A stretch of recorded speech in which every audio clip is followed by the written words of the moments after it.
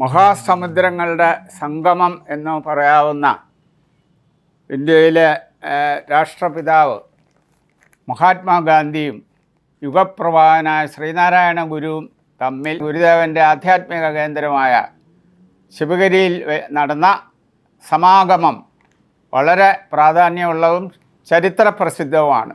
അപ്പോൾ ഇതിൻ്റെ ആമുഖമായിട്ട് നമുക്ക് പറയാനുള്ളത് പ്രസിദ്ധമായ വൈക്കം സത്യാഗ്രഹമാണ്. വൈക്കം സത്യാഗ്രഹം എന്ന് പറയുന്നത് ക്ഷേത്രപ്രവേശനത്തിന് വേണ്ടി ആയിരുന്നില്ല, അതിൻ്റെ ചുറ്റും പോലും നടക്കാൻ ഒക്കാത്ത പിന്നോക്ക വിഭാഗങ്ങൾക്ക് അത്ര പരിതാപകരമായ ഒരു അവസ്ഥയായിരുന്നു. തീണ്ടൽ പലക അതിൻ്റെ മുന്നിൽ തന്നെ സ്ഥാപിച്ചിരിക്കുകയായിരുന്നു. മനുഷ്യകഥാനുഗായിയായ മഹാകവി കുമാരനാശാൻ അന്നത്തെ സാമൂഹ്യ സ്ഥിതിയെക്കുറിച്ച് വളരെ മിഴിവാർന്ന രീതിയിൽ ഒരുപാട് കാവ്യങ്ങൾ ചമച്ചിട്ടുണ്ട്. തൊട്ടുകൂടാത്തവർ, തീണ്ടിക്കൂടാത്തവർ, ദൃഷ്ടിപ്പെട്ടാലും ദോഷമുള്ളവർ, കെട്ടില്ലാത്തവർ തമ്മിൽ ഉണ്ണാത്തവരിങ്ങനെ ഒട്ടല്ലഹോ ജാതി കോമരങ്ങൾ, നരൻ അശുദ്ധ വസ്തു പോലും, ധരയിൽ നടപ്പത് തീണ്ടലാണ് പോലും, നരകമാണ് അന്ധകഷ്ടം, ഹരിഹര ഇങ്ങനെ വല്ല നാടുമുണ്ടോ, ഇങ്ങനെ വളരെയധികം പരിതാപകരമായ അവസ്ഥയെ പറ്റി കുമാരകവി ഒരുപാട് ഉച്ചത്തിൽ പാടിയിട്ടുള്ളതാണ്. അപ്പോൾ ഇവിടെ ഗുരുദേവനും മഹാത്മാഗാന്ധിയും കൂടെ വൈക്കം സത്യാഗ്രഹത്തിൽ ഒത്തുചേരുകയും ആശയവിനിമയം നടത്തുകയും ആ വൈക്കം സത്യാഗ്രഹത്തിൻ്റെ വിജയത്തിന് ഏറ്റവും വലിയ ഒരു അതിന് വഴിതെളിച്ച ഒന്നാണ് അത്. ഈ വൈക്കം സത്യാഗ്രഹം എന്ന് പറയുന്ന ക്ഷേത്രപ്രവേശനത്തിന് വേണ്ടി ആയിരുന്നില്ല, ക്ഷേത്രത്തിൻ്റെ ചുറ്റും നേരെയും ഒന്നും പട്ടിക്കും പൂച്ചയ്ക്കും ഒക്കെ നടക്കാവുന്ന അവസ്ഥയാണെങ്കിലും മനുഷ്യന് നടക്കാൻ ഒക്കാത്ത ഒരവസ്ഥയായിരുന്നു. അവിടെ സന്ദർശിച്ച മഹാഗുരുവിനെ പോലും തടയാൻ ഒരു വിഭാഗം സവർണ ആൾക്കാർ ശ്രമിക്കുകയുണ്ടായി. പക്ഷേ അന്നത്തെ SNDPയുടെ സംഘടനാ സെക്രട്ടറിയായ TK മാധവൻ വിവരം അറിഞ്ഞ് അവിടെ വന്ന് സവർണ വിഭാഗങ്ങളെ വെല്ലുവിളിച്ച ഒക്കെ വലിയ മഹാസംഭവങ്ങൾ ഒരുപാടുണ്ട്. TK മാധവനോടൊപ്പം തന്നെ കേളപ്പൻ, KP കേശവമേനോൻ, മന്നത്ത് പത്മനാഭൻ തുടങ്ങിയ സവർണ നേതാക്കന്മാരും ഇതിൽ പങ്കെടുത്തെന്നുള്ളത് വളരെ പ്രത്യേകത അർഹിക്കുന്ന ഒന്നാണ്. അവിടുത്തെ ഇണ്ടംതുരുത്തി മന ചരിത്ര പ്രസിദ്ധമാണ്. മഹാത്മാഗാന്ധിയൊക്കെ മനയിൽ ചെന്ന് സംഭാഷണം നടത്തിയതും അവിടുത്തെ ജാതീയമായ പെരുമാറ്റങ്ങളുമൊക്കെ പ്രസിദ്ധമാണ്. പക്ഷേ അത് കാലത്തിൻ്റെ കാവ്യനീതി എന്നതുപോലെ ഇപ്പോൾ അത് ചെത്തുതൊഴിലാളി യൂണിയൻ്റെ ഒരു ഓഫീസാണെന്നുള്ളത് ഒരു കാവ്യനീതിയാണ്. അപ്പം ഞാൻ സൂചിപ്പിക്കുന്നത് ഈ വൈക്കം സത്യാഗ്രഹത്തിൽ നിന്നാണ് മഹാത്മാഗാന്ധി തിരുവനന്തപുരത്ത് വരികയും അവിടെ നിന്ന് ശിവഗിരി സന്ദർശിക്കുകയും ചെയ്തത്. യാഥാസ്ഥിക ബ്രാഹ്മണനായ രാജഗോപാലാചാര്യയോടൊപ്പമാണ് മഹാത്മാഗാന്ധി. വനജാക്ഷി മന്ദിരത്തിലാണ് അദ്ദേഹം. ഞാൻ ആ പ്രഭാഷണങ്ങൾക്ക് മുമ്പ് ഈ വനജാക്ഷി മന്ദിരം പലരും എവിടെയാണെന്ന് ചോദിക്കാറുണ്ട്. അപ്പോൾ railway station, Varkala railway station വളരെ പുരാതനമാണ്.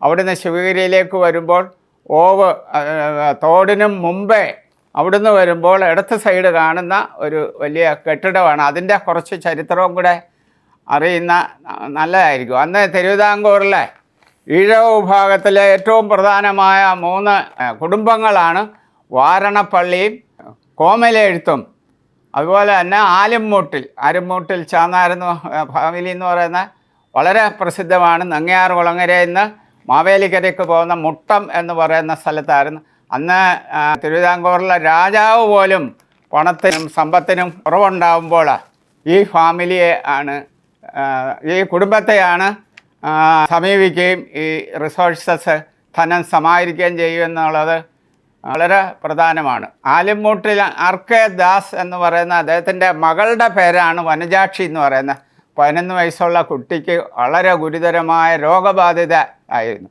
ആ കുട്ടിയെ കൊണ്ട് RK ദാസ് ശിവഗിരിയിൽ വരികയും ഈ കുട്ടിയെ ദർശിച്ച ഉടനെ തന്നെ ശ്രീനാരായണ ഗുരുദേവൻ ഒരു പഴം എടുത്തു കൊടുക്കുകയും അപ്പോൾ അതിൻ്റെ ആ തീവ്ര വേദന പെട്ടെന്ന് മാറുകയും ചെയ്തു. അപ്പോൾ അതിൻ്റെ സന്തോഷം. പക്ഷേ ആ കുട്ടി ഒരുപാട് നാൾ ജീവിച്ചിരുന്നില്ല. അതിൻ്റെ ഓർമ്മയ്ക്കായിട്ടാണ് അവിടെയുള്ള ഇവരുടെ കെട്ടിടത്തിന് വനജാക്ഷി മന്ദിരം എന്ന് പേരിട്ടത്. അപ്പോൾ മഹാത്മാഗാന്ധി ഇവിടെ വനജാക്ഷി മന്ദിരത്തിൽ വന്ന് താമസിച്ചുകൊണ്ട് അതിന് ഗാന്ധി ആശ്രമം എന്നും പേര് വന്നു.